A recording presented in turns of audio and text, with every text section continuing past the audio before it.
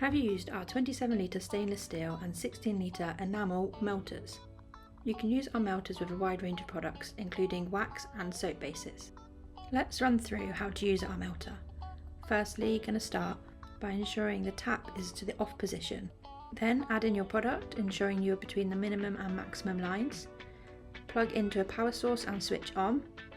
Then set your temperature gauge to the correct temperature and set your timer. If the middle switch is selected on, an alarm will beep. This will notify you that the base has reached its temperature and your product will begin to melt.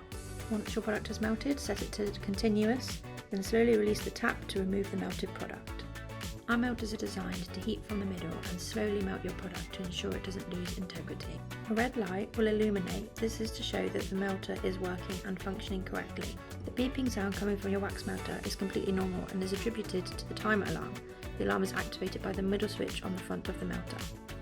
When utilising the wax melter, the melting times will vary depending on the specific product and amount being melted. Visit our product pages for more information.